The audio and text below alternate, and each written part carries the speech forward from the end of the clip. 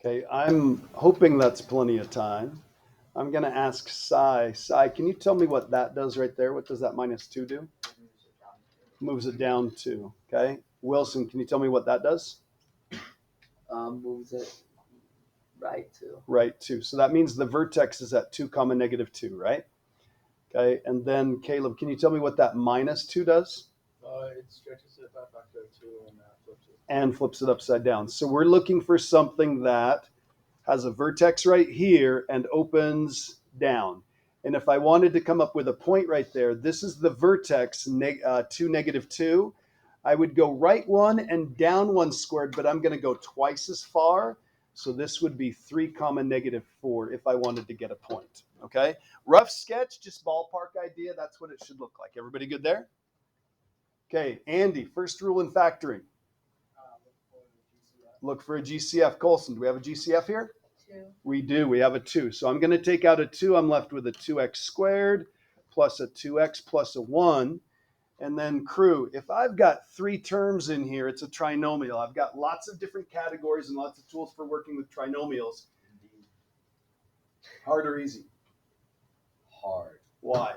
Because there's like that number right there. That number right there. It's got a leading coefficient. It's got a quadratic coefficient that is not a 1. That makes it a little bit tougher. So we're going to you pop that over there, times it by that, and then you find like the number that multiplies into 2 and combines into 2. Very good. We're looking at those 2 numbers. So this is a hard trinomial. We're using this technique. The cool thing about this riddle technique is if it has an answer, guaranteed it factors. If it does not have an answer, we are guaranteed that it is what, DNJ? Prime. That part of it would be prime. Are there any 2 numbers that multiply to be +2 that combine to be +2? No. 1 and 2. You can't make a 2 by combining a 1 and a 2. So this inner part is prime. So we would just stop right there. We would circle this and we would say that right there is the answer. Okay, everybody good? All right. We're going to do a factor of the day pretty much every day from now until Christmas, maybe after Christmas for a little while. We want to be really good at solving these. So after your little video introduction of imaginary numbers, we're going to take a look at this first little paragraph. And it basically says, until now, we have only been able to find square roots of positive numbers and 0 at the very smallest. When we ran into square roots of negatives, we knew that that was a domain issue of some sort. Okay? But it turns out, long time ago, as you saw in that little thing, basically people were trying to find out, hey, there's got to be an answer to this.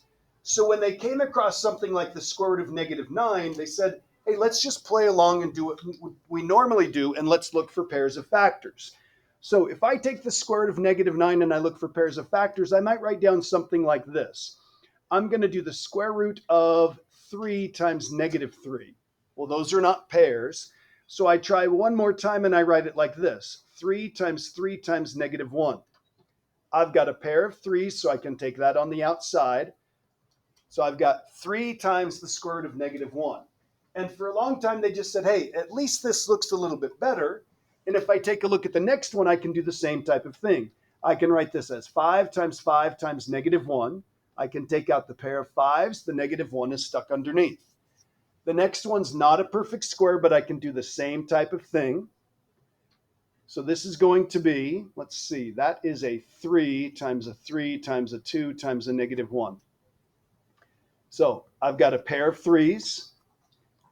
The 2 is stuck underneath, and to make this fit this little form, I'm going to put a -1 in a separate radical right here. Okay? So they said, we're going to do all the stuff that we normally do, and this is a very common trick for mathematicians. They say, hey, let's just kind of plow through brute force and let's keep doing what we've always done, even though this looks weird. Okay? And then they decided, hey, we're seeing this so often, let's take this and let's make something that this is. Whoops, we need to put the 1 right there. Okay, so let's come up with a definition. So instead of writing the square root of -1 all the time, they came up with something called the imaginary unit, and they said, hey, we're just going to use I in place of the square root of -1. So the imaginary unit is I, and it is defined as the square root of -1. So whatever the square root of -1 is, that's it. We're going to use I in its place. So with any number, an I is attached. If an I is attached to any other number, we call it an imaginary number. Okay, an imaginary is a horrible name for these. It's an absolutely horrible name for these. They exist. We use them in the real world. The answers to equations that have imaginary answers, they actually mean something. A couple different places where we might see those are in damped motion, fluid dynamics. If you've got a mom, dad, brother, sister, aunt, uncle, or something like that who works in a field like electrical engineering, aerodynamics, or something like that, you can ask them and they will tell you they work with imaginary numbers quite often. Luke? No. Okay. So now, Mason? No, never mind. Okay. So now what we're going to do is we're going to come back here and we're going to rewrite these. So these are all going to look a little bit better. Now that we've got this definition for the imaginary unit, whenever we see a square root of -1, it's going to be an I. So this is 3I. This is 5I. Let's go. No way. This, we're going to rewrite this in a little bit of a different order. I'm going to write 3I because it's no longer a square root, if we want to think of it that way. 3I radical 2 is the way we'd write that. Okay? So it's a little funky that it has an I on there, but it's better than saying I can't do anything with this. I'm just stuck not being able to find the square root of -9 or the square root of -25 or something like that. So we talked about this, I think, about a month or so ago. There are real numbers, and above those, the biggest group that we can possibly get in is complex numbers. So we've got real numbers, those don't have I on them. Imaginary numbers, those have I on them. And when we put those groups together, we get something called a complex number. So a complex number is in the form a plus bi. A and b are real numbers. So the number that's sitting in front here all by itself is a real number.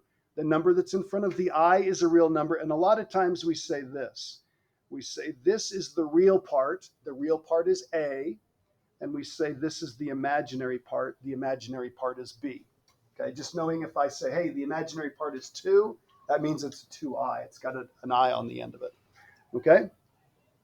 So what we're going to do is we're going to rewrite each one of these as a complex number. You've seen the number 2 for years and years and years now. You can write it this way also. 2 is the real part. It does not have an imaginary part, so we put 0I. This is the complex form of the real number 2. If I take this imaginary number here, -4I, I would rewrite this in complex standard form. I'd write it like this. No real part, -4 is the imaginary part, and that's what it would look like. If we're going to write it in standard complex form, we have to write a real part and an imaginary part. So this was 3I. So this is 0 plus 3I. Yeah. Is there a reason we write it in that particular order as opposed to 3I plus 0? Just by convention, and you'll see that when we get to doing some arithmetic with these, it makes it a little bit easier if the thing that has, this is important, it's a great question Luke asked. I technically is kind of like a square root, and we normally write square roots after we write regular old numbers, okay? And you'll see that that becomes really advantageous. So on this one right here, if you were to really express all of this, this would be 5 minus 1I. So the real part would be 5. The imaginary part would be -1. Easy enough? Mason. So if I is so you always have a coefficient On the an I? even if it's what? Even if it's 1, yeah. Mm-hmm. You don't have to write it, okay? Most of the time we just write it like this. That's why there's an asterisk here. I just want to point out that the imaginary part of this is a -1. That make sense? Yeah. Okay. Just like when we start solving equations or writing things down and I say x plus y, it really means 1x plus 1y. Okay. It's kind of the equivalent of just pointing that out. Okay. Any questions? Okay. You already watched a video, so if you needed to and go back and watch this, you could watch that one video and you could see some illustrations and some places where this comes from, but we already watched that over the weekend, so we're in good shape. So here's what I want you to write down. There's some really cool patterns that come from this I definition. So the first thing is that I is the square root of -1. That's by definition, okay? If I write down I squared, that would be the square root of -1 times the square root of -1, and guess what that is? Think about it for just a second. Colson, can you grab the door for a second? What would happen if you put them underneath the same square root? What are we looking for when we're finding square roots? Yeah. It would not. We got a Just pair a of normal negative. negative ones under there, so we take them on the outside. So Yeah. this I squared is negative 1. Okay? So I squared is just going to be negative 1. That's rad. If I have I cubed, that's like having I squared times I. So that's like having a negative 1 times an I. So that's just negative I. Now I'm going to pause right here because I want you to catch this pattern. If you've got an I, it's the square root of negative 1. It's just a plain old I. There's really nothing you can do with that. If you've got an I squared, it's the square root of negative 1 times the square root of negative 1, which if we put those underneath one radical, you've got a pair of negative 1s underneath there, so you can pull them outside so you get a negative 1.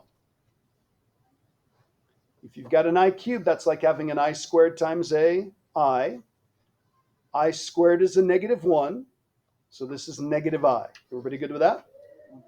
Okay. I to the fourth would be like having I squared times I squared. What's I squared? Negative 1. What's I squared? Negative 1. So what's I to the fourth? 1. 1. That's so cool. Okay, now, please do not forget these two things off to the side. That's why they've got an asterisk by them. I is the square root of negative 1. But if you square both of those, if you square I and square the square root, that's just going to make this negative 1. So please don't forget those. Those are fundamental to all the stuff that we're going to do. I is defined as the square root of negative 1. We're going to use it kind of like we do a variable. But if we ever see that I squared, it just means it counts as negative 1. So I will say this a lot. What does I squared count as? And you want to say it counts as negative 1. Everybody got that? So here's the cool thing. What if I have I to the fifth? That's like I to the fourth times I. What's I to the fourth? 1. 1. And what's I? Just I. So this is I. So here's the pattern. If you raise it to different powers, it's going to be I, negative 1, negative I, 1, I, negative 1, negative I, 1. It's going to go through this every 4 times. So let me show you how you can figure this out using division and remainders. You ready? I'm going to do I to the fifth again, but I'm going to figure it out in a little bit more clever way. I'm going to do 5 divided by 4. What I care about is the remainder. 4 goes into 5 once. What's the remainder? There's 1 left over, right? So this is the same as I to the first. So this is just I. So if I did I to the sixth, I'm going to take 6 and divide by 4. It goes in there once. What's the remainder? 2. So I to the sixth is the same as I squared, and that is, what's I squared again? Don't forget it. I squared counts as negative 1. Okay, so let's take a look at the bottom of the page here. I to the 13th. Yes? Where did you get the 4 from? Because it repeats every 4 times. Because it's going to start off with I to the first is I to the second is negative 1, I to the third is negative I to the fourth is 1, and then it just starts over. It'll be I, negative 1, negative I, 1, every 4 times. Mason. So we can figure out if a number is a multiple of 4. I mean, you're already dividing it by 4, but you could figure it out this way for extra redundancy and stuff. Yes, you could, which is kind of what we're going to do right now if I hear your question the right way. So if you take a look at I to the 13th, rather than writing down a whole bunch of stuff like this, we're just going to take 13 and we're going to divide it by 4. It goes in there 3 times. That would be 12. What's the remainder? Oh, do we need to go back to elementary math? Angela, what is it? Remainder is 1. Okay, so the remainder equals 1. So this is same as I to the first. So this is just plain old I. That's our answer. Take 42 divided by 4. It goes in 10 times. What's the remainder? 2. So this is like I squared. Please don't forget this. What does I squared count as? Negative 1. So negative 1 is what we end up with there. I think this is what Mason was talking about. 36 divided by 4. What's the remainder? 0. Hold on. This is kind of cool. So I to the 0. 0. Any number to the 0 is 0. 1. See how that matches up? Any number to the 0 Yeah. crew? Come on, pay attention. But that's like Okay. any number to the 1. Any number to the 1 is that number. Yes. Okay. I tried to Do the last one. Do the last one. Shh. Couldn't you also think of it as a remainder of 4 because you divide it one less times than you divide it? Sure, if you want to, that's fine. Yeah, either way works. Yeah.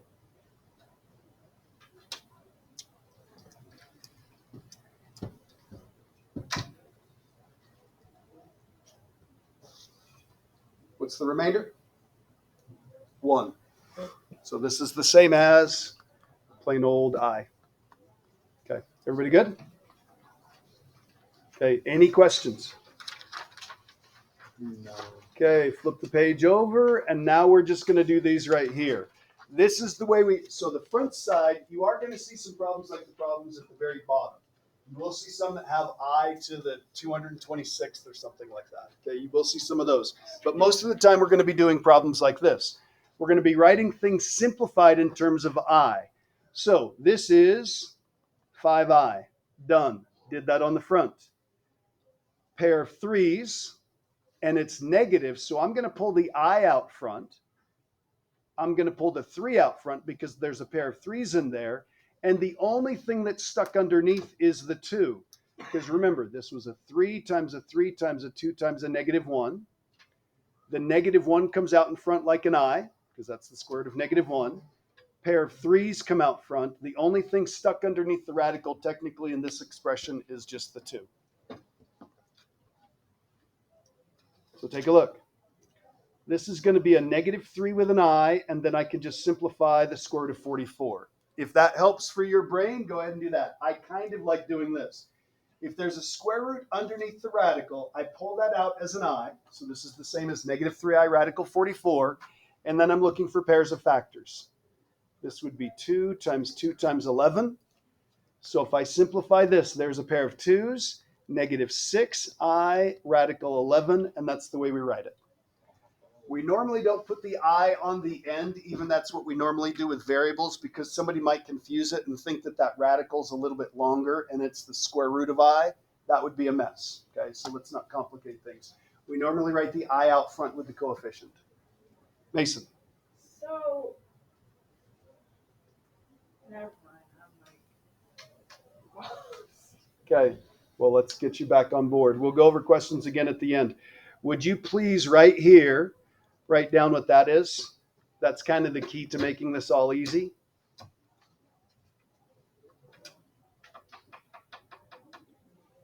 Smart, do you remember what I squared counts as? I'm still currently trying to. I see. Crew.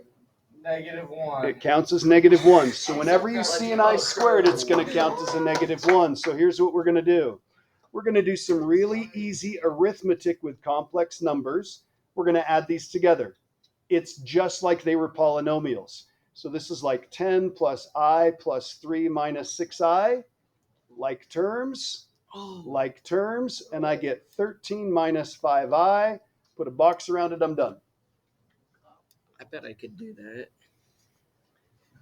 When it's subtraction, you need to be a little bit careful. This is a 9 plus a 6i minus 4 plus 4i. If you don't distribute the -3, you're going to get the wrong answer. Ooh. So this is a 5 plus a 10i. Again, written in standard form, a plus bi. That's the way we want to make it look. Just be careful on that one. Get the right answer. Give you a little head start. Oh.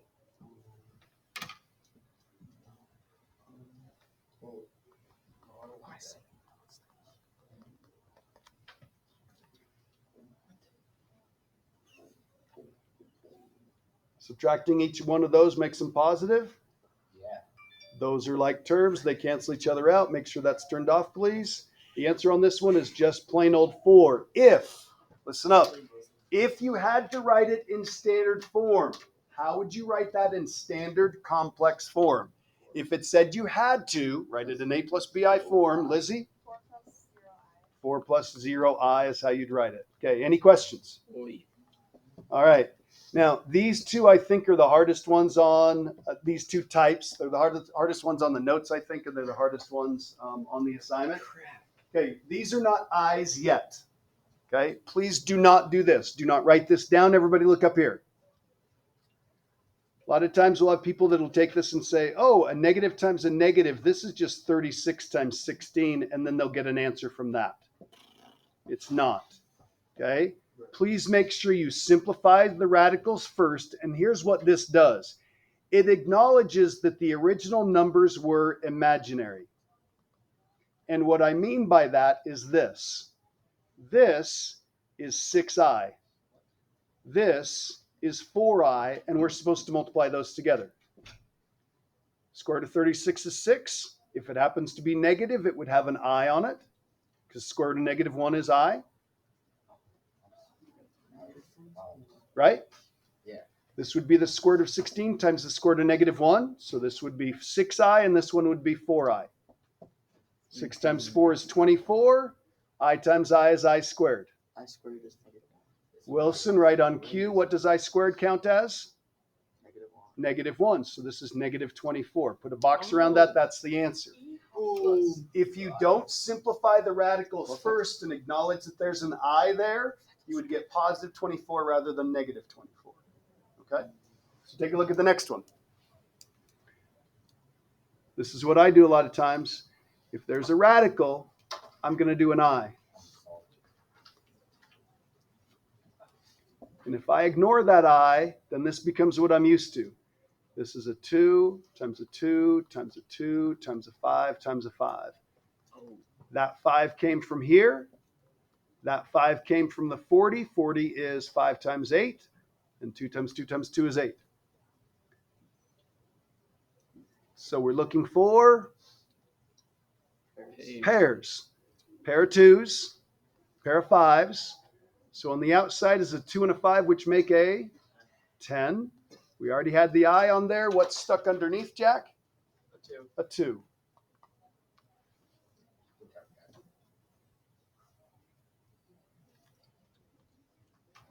Any questions? Mason. So you can't. Okay, so technically, so this. Okay. Did you ask your calculator yet? So for D, Yep. you can't multiply them inside together. No, you can't put them underneath the same radical until you've simplified the radicals. Why? You got to simplify the radical first, because otherwise a negative times a negative will turn it into a positive, and it will lose the fact that these were imaginary numbers to start with. Your answer will be 24 rather than the correct answer of negative 24. Oh, shoot. Okay? So you have to acknowledge the fact that those are square roots of negatives, so we get imaginary numbers. Yeah. Couldn't you technically, if you left the negatives there, and then you get -1 squared, and then when you take that Yep. out of the radical, Exactly after right. multiplying them together inside of the Ignore radical, what he said, but yes, you could do it that way. Okay? makes some sense. Just everybody ignore me. So, Okay. Distribute. I don't like this. I already did that. I worked ahead. Wow, crew. Congrats. Dude, I. Done. Easy enough? Yes. Work just like polynomials. The only thing we need to keep track of is if we get an I squared, crew. What? What's I squared? -1. -1. So we're going to multiply here. 22i. Multiply here. 99i squared. Do not say this out loud. If 99 has an I squared on it, if positive 99 has an I squared on it, technically, what does it count as? Psi? This counts as -1, right? So this counts as -99. So this is going to be -99 plus 22i. So take a look at that for just a second.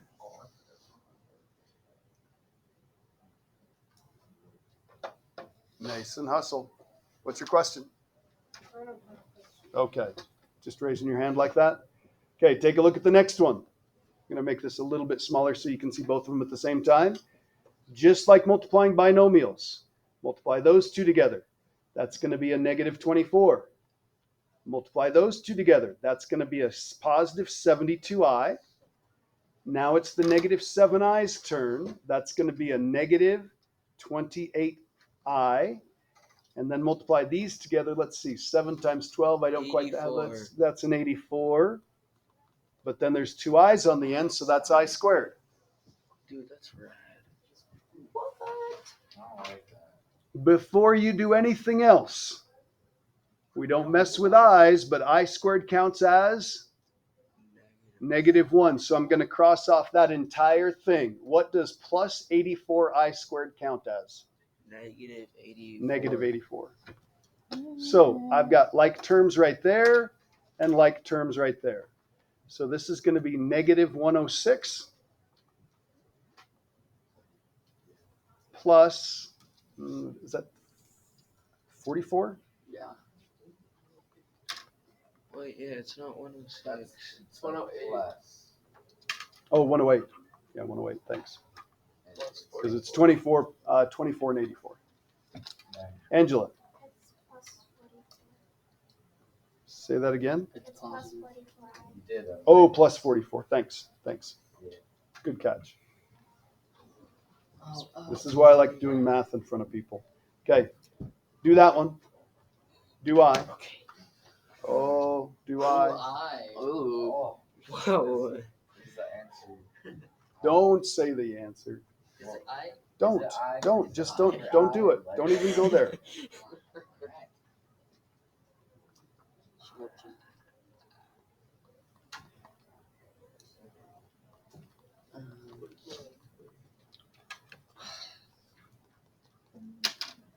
Done.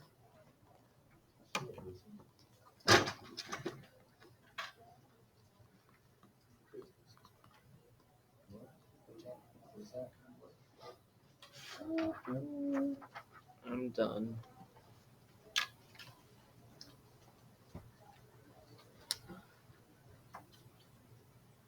If you're done, you can go on to the next one. The next one's kind of interesting. Jay. I'm done. Is everybody done with this one? Anybody need more time? Okay, take a look. Did you get -36 plus 59i? Yeah. Nobody got that? Yeah. Did I do it wrong? No, I didn't. I I got 32. positive 32. I got 32. Oh, you got 32? Yeah. Because 12 minus 44. Yeah, I guess that's 32. not I guess. yeah. No, I think it's 7. Plus Negative 59. 32 plus 59. Okay, last one. -10 times -10, positive 100. -10 times -2i, that's going to be plus 20i. Oh. 2i times -10, that's going to be -20i. Okay. And then 2i times -2i is going to be -4i squared. All right. Just 4. What does -4i squared count as? 4. Plus 4. 104. 104 from these guys right here. What about 20i minus 20i? They cancel. Cancel each other out. So oddly enough, we started with two complex numbers and ended with one plain old real number. Dude, that Any is so questions? When are we ever going to use this in our life? If you're gonna be an